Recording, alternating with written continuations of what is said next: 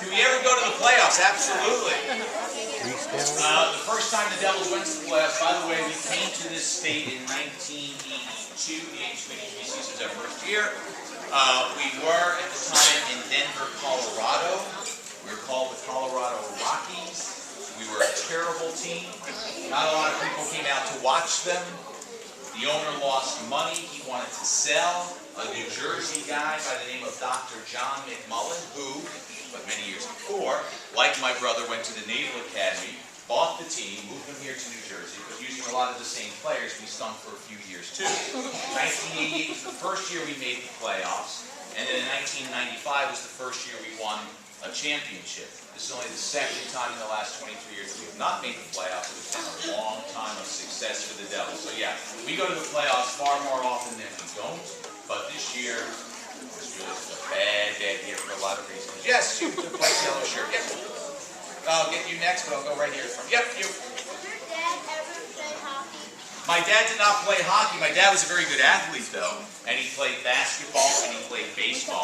He played basketball very briefly while he was in college. He didn't stay in college very long. He stayed for 1 year. That was the only year he played. And yes, he was an athlete. He's a far better athlete than I was. Yes. Yes.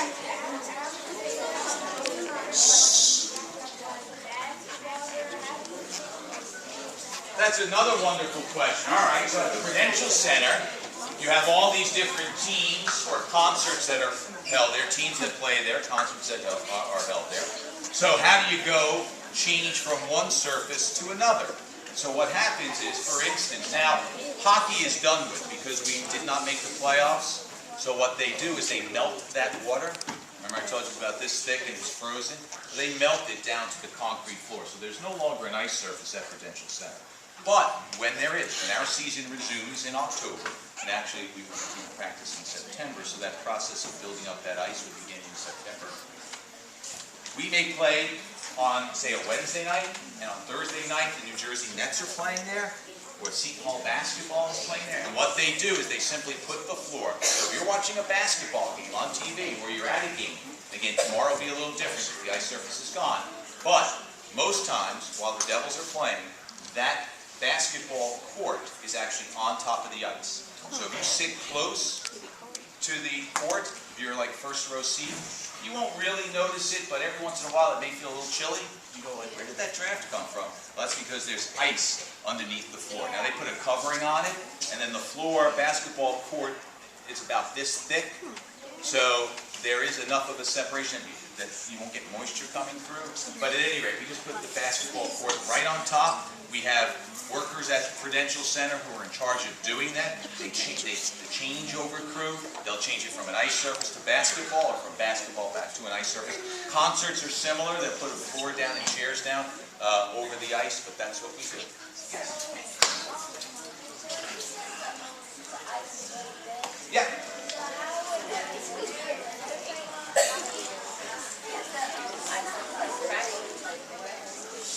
Question is, since the ice surface is so thin, have the players ever skated on it, played, where it's cracked, and then some water's come through?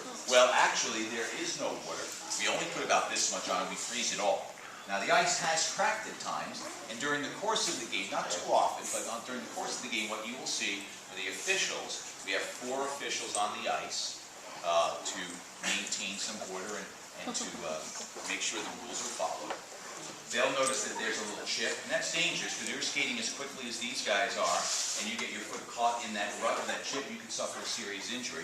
So when it's noticed, what they'll do is they'll take some water, and they'll actually kind of patch the hole a little bit. Now, what? So we see?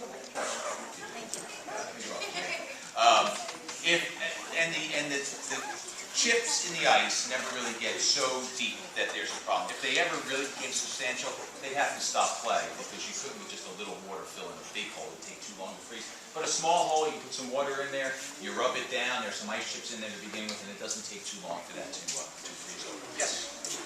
My question is, how many trophies have you guys won?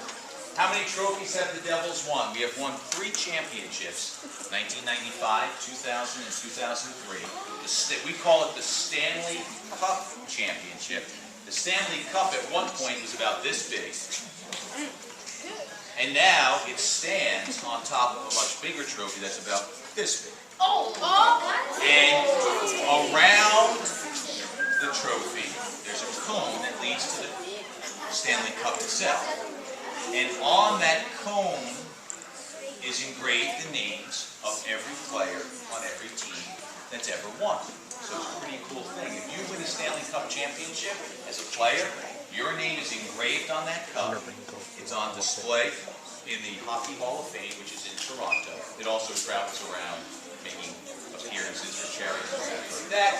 But your name is there forever. So you can bring your children in. You can bring in your cousins, your aunts, your uncles, your mom and dad. When your children have children, you can bring your grandchildren. Your name is there forever. Now, quick story, real quick, and then we'll go back to the questions. Stanley Cup, Canada, at one point, was ruled by England. The king or queen, whoever was in charge at the time, had a representative in Canada, and our sport began in Canada, where it's cold in the winters and people were looking for something to do, and so it made sense as the ponds and lakes froze to do something there, and the game eventually evolved from that. At any rate, the Governor General is the king or queen's representative in making sure England's rules at the time were followed in Canada. The Governor General, his name is Lord Stanley, decided that he would put this cup, a silver cup, into competition. At the time it was for the best amateur team in all of Canada. So they had a competition among all these teams to see who was the best. Eventually it became a cup for the best professional team, players who get paid in hockey in Canada. Then ultimately the National Hockey League, of which the Devils are a member, came into being, and they administer the Stanley Cup. But after a while, they only put the team's names on the cup itself, and then they came up with the idea, why don't we honor the players too? Because after all, they put in all the hard work to win.